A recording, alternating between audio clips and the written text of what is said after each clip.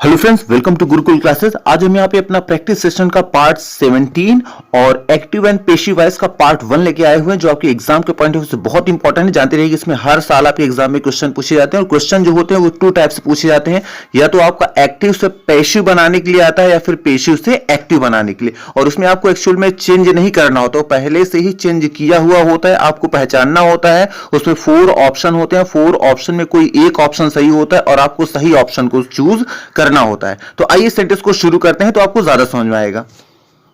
Sentence number 1 देखिए, Ram calls me in the market. सबसे पहले देखते हैं कौन सा टेंस है। ये आपका है प्रेजेंट इंडेफिनिट टेंस, क्योंकि राम के बाद देखिए कॉल्स आया है, वर्ब में एस लगता है आपका प्रेजेंट इंडेफिनिट में। और प्रेजेंट इंडेफिनिट का पेशिव वॉइस का रूल होता है सब्जेक्ट के बाद इज एम आर में से कोई एक आता है, उसके बाद वर्ब की थर्ड फॉर्म। तो यहां पे हमारा ऑब्जेक्ट कौन है, देखिएगा मी आया है। राम कॉल्स में मी हमारा यहां पे ऑब्जेक्ट है। जब मी को उठाकर हम आगे ले जाएंगे तो हो जाएगा आई। तो आई के अकॉर्डिंग क्या आएगा, एम आएगा। तो आई एम और कॉल का कॉल्ड हो जाएगा। तो देखते हैं आई के बाद एम लगाकर वर्ब की थर्ड फॉर्म कौन से ऑप्शन में आई है। तो देखिएगा यहां पे आई के साथ एम लगा के थर्ड फॉर्म आया है ऑप्शन नंबर बी में। तो हमारा बी वाला ऑप्शन सही हो जाएगा और ऑप्शन ए सी डी ये तीनों रॉन्ग हो जाएंगे। सेकंड नंबर सेंटेंस देखिए, Ram is calling me in the market. अब इसमें देखिए हमारा सेंटेंस है प्रेजेंट कॉन्टिन्यूअस का, ये हमारा एक्टिव वॉइस है। इसका जब पेशिव वॉइस बनाएंगे तो सब्जेक्ट, जो ऑब्जेक्ट को जब सब्जेक्ट बनाएंगे तो उसके बाद इज एम आर में से कोई एक लगाएंगे और आईएनजी फॉर्म को थर्ड फॉर्म बदलेंगे, लेकिन उसके पहले बीईआईएनजी भी लगेगा। बीइंग लगाकर तब थर्ड फॉर्म बदलता है, इतना जानते रहिएगा। अब देखते हैं इसमें राम इज कॉलिंग मी, तो यहां ऑब्जेक्ट कौन है, मी को आगे उठा के ले आएंगे तो आई हो जाएगा। अब आई के अनुसार एम आना चाहिए, तो एम देखिए किस में आया है, तो देखें तो एम आया है, बी में भी आया है और सी में भी आया है, आई एम। लेकिन इसमें चूंकि आईएनजी आया है तो यहां बीइंग भी आना चाहिए एम के बाद, बीईआईएनजी। तो देखते हैं एम के साथ बीईआईएनजी किस में आया है, तो ये हमारा आया है ऑप्शन नंबर सी में। तो सी हमारा ऑप्शन क्या हो जाएगा, सही हो जाएगा, और option A B D wrong हो जाएंगे। थर्ड नंबर सेंटेंस देखिए, they do not help him. अब इस सेंटेंस को देखें तो ये भी हमारा क्या है, प्रेजेंट इंडेफिनिट है। क्यों, क्योंकि यहां डू नॉट का यूज हुआ है। तो डू नॉट, डज नॉट आता है प्रेजेंट इंडेफिनिट में। ये हमारा एक्टिव वॉइस है। इसका जब पेशिव वॉइस बनाएंगे तो हमें पता है पेशिव वॉइस में हेल्पिंग वर्ब लगती है प्रेजेंट इंडेफिनिट के लिए, इज एम आर के साथ वर्ब की थर्ड फॉर्म। तो इसमें सब्जेक्ट है दे, ऑब्जेक्ट है हिम। जब आपका हिम को जब सब्जेक्ट बनाएंगे तो हो जाएगा ही। तो ही देखें तो चारों ऑप्शन में हमें मिल जा रहा है। अब चूंकि प्रेजेंट इंडेफिनिट है तो ही के अनुसार ही सिंगुलर है तो इज आना चाहिए और इसके बाद वर्ब की थर्ड फॉर्म आनी चाहिए। वर्ब क्या है, हेल्प का हेल्प हो जाएगा। तो ही के बाद इज के बाद थर्ड फॉर्म। तो देखते हैं ही के बाद इज किस में आया है, तो ही के साथ इज आया है, आपका आया है इसमें ऑप्शन नंबर डी में। तो हमारा डी वाला ऑप्शन क्या हो जाएगा, सही हो जाएगा, क्योंकि देखिए ही के साथ इज भी आया है, नॉट लगा के वर्ब की थर्ड फॉर्म, और दे को बाई लगाकर ऑब्जेक्ट देम भी कर देगा। तो डी ऑप्शन हमारा सही हो जाएगा और ऑप्शन ए बी सी तीनों रॉन्ग है। फोर्थ नंबर सेंटेंस देखिए, they are not helping him. अब ये देखें तो ये हमारा प्रेजेंट कॉन्जुगेट आईएनजी फॉर्म लगा हुआ है इज एम आर के साथ, ये कॉन्टिन्यूअस है, प्रेजेंट कॉन्टिन्यूअस। अब इसका जब पेशिव वॉइस बनाएंगे तो हमें पता है कि थर्ड फॉर्म बनाने से पहले आईएनजी के लिए हमें बीइंग लगा के तब थर्ड फॉर्म बनाना पड़ता है। तो इसमें देखिए सब्जेक्ट है दे, ऑब्जेक्ट है हिम। जब हिम आगे गया होगा तो ही हो जाएगा। और चूंकि प्रेजेंट कॉन्टिन्यूअस है, प्रेजेंट कॉन्टिन्यूअस में ही के चूंकि सिंगुलर है तो इसके अनुसार इज आना चाहिए। तो ही के साथ इज कहां पे आया है, तो ही के साथ इज आया है, सी में भी आया है, डी में भी आया है। अब चूंकि ये कॉन्टिन्यूअस है तो कॉन्टिन्यूअस में इज के बाद बीईआईएनजी लगा के तब थर्ड फॉर्म आनी चाहिए। तो इज के बाद बीईआईएनजी भी हमें देखना है, देखते हैं किसमें है। तो बी के साथ यहां पे इज के साथ नॉट लगाकर बीइंग आया है ऑप्शन नंबर डी में। तो हमारा देखिए यहां डी वाला ऑप्शन क्या हो जाएगा, सही हो जाएगा। हमारा सेंटेंस डी क्या है, he is not being helped bye them. तो हमारा यहां पे डी ऑप्शन सही हो जाएगा। ऑप्शन ए बी सी ये तीनों रॉन्ग है, क्योंकि इसमें बीइंग लगा के तब थर्ड फॉर्म लगाई गई है। और सी देखिए क्यों गलत है, क्योंकि यहां पे ही के साथ इज तो आया है, नॉट भी आया है, लेकिन यहां पे देखिए बीइंग यूज नहीं किया गया था और कॉन्टिन्यूअस बीइंग लगा के तब थर्ड फॉर्म लगाई जाती, इसलिए हमारा सी वाला ऑप्शन रॉन्ग हो गया।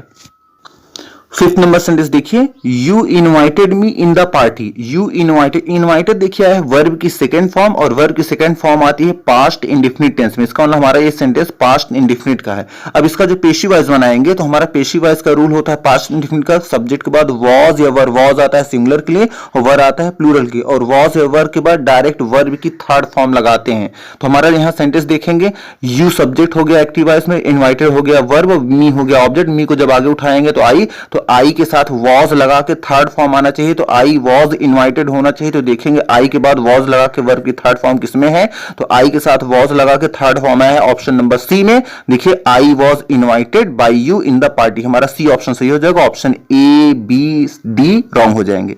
6 नंबर सेंटेंस देखिए, you were inviting me in the party. अब देखिए वॉज वर्ब के साथ वर्ब की आईएनजी फॉर्म आता है पास्ट कॉन्टिन्यूअस टेंस में। इसका मतलब हमारा ये सेंटेंस किसका है, पास्ट कॉन्टिन्यूअस। और हमें पता है कि पास्ट कॉन्टिन्यूअस में वॉज वर्ब आता है एक्टिव वॉइस में भी और पेसिव वॉइस में भी आता है, लेकिन आईएनजी फॉर्म को जब थर्ड फॉर्म बदलते हैं तो उसके पहले बीईआईएनजी, क्योंकि कॉन्टिन्यूअस का रूल ही होता है अगर आईएनजी फॉर्म को कभी आप थर्ड फॉर्म में करेंगे तो उस थर्ड फॉर्म को पहले बीईआईएनजी भी लगाना पड़ेगा। तो देखिए सब्जेक्ट इसमें यू है और ऑब्जेक्ट मी है, तो मी को उठाकर आगे ले आएंगे तो आई हो जाएगा। अब आई के साथ वॉज लगाकर बीइंग के साथ थर्ड फॉर्म कहां पे आया है, आई के साथ वॉज और वॉज के बाद बीइंग और उसके बाद थर्ड फॉर्म, तो आई के बाद वॉज और वॉज के बाद बीइंग देखिए आया है ऑप्शन नंबर डी में, तो ऑप्शन नंबर डी हमारा सही हो जाएगा। देखिए I was being invited by you in the party. अब देखिए यहाँ पे सी वाले में भी आया है बी, तो बी नहीं लगता बल्कि बीईआईएनजी लगता है कॉन्टिन्यूअस, तो हमारा यहाँ पे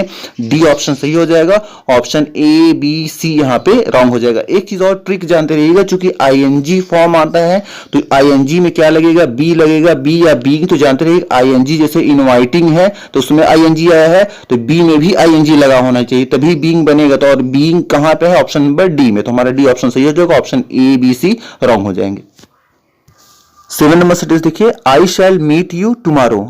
आई शैल मीट मैं मिलूंगा, यू मतलब आपसे, टुमारो मतलब कल, आने वाले कल की बात हो रही है। हमारा है फ्यूचर इंडेफिनिट टेंस और फ्यूचर इंडेफिनिट का जो पेशी वॉइस का रूल होता है सब्जेक्ट के बाद विल या शैल लगाकर फिर बी लगाकर तब वर्ब की थर्ड फॉर्म लगाते हैं। तो इसमें देखते हैं हमारा आया है, यहाँ देखिए आई हमारा सब्जेक्ट है, शैल मीट यू हमारा ऑब्जेक्ट हो गया। ऑब्जेक्ट को जब सब्जेक्ट बनाएंगे तो आगे आ जाएगा तो यू का यू ही सब्जेक्ट होता है।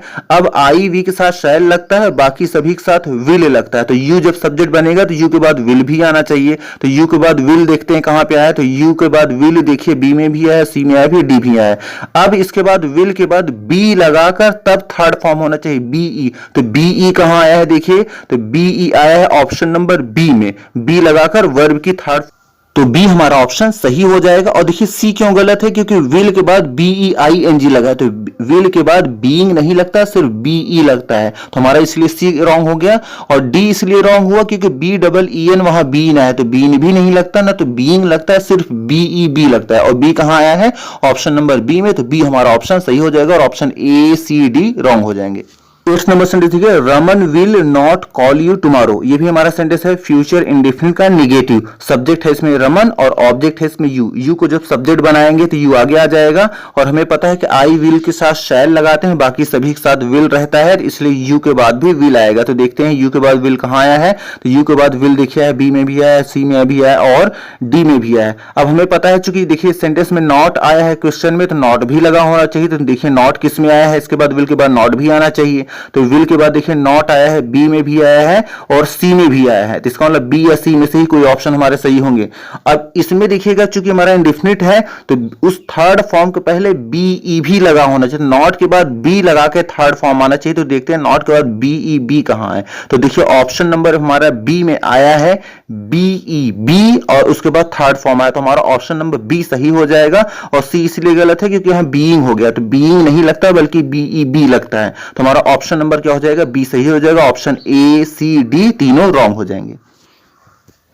नेक्स्ट सेंटेंस देखिए, राधा हैज पनिश्ड देम। अब देखिए राधा के बाद हैज लगा के पनिश्ड आया है, तो हैज या हैव के साथ वर्ब की थर्ड फॉर्म आता है प्रेजेंट परफेक्ट टेंस में, और जानते रहिएगा परफेक्ट टेंस चाहे वो प्रेजेंट का हो, चाहे पास्ट का या फ्यूचर का, तीनों में पहले से ही हेल्पिंग वर्ब के बाद थर्ड फॉर्म दी गई रहती, तो उसको थर्ड फॉर्म बनाने की जरूरत नहीं रहता है। अब देखिए यहाँ चूंकि आया है हैज हैव के बाद, यहाँ देखिए Radha has punished them present perfect का है, तो हमारा देखिएगा सब्जेक्ट कौन है, राधा, और यहाँ पे ऑब्जेक्ट कौन है, देम, तो देम को उठाकर आगे ले आएंगे तो हो जाएगा दे।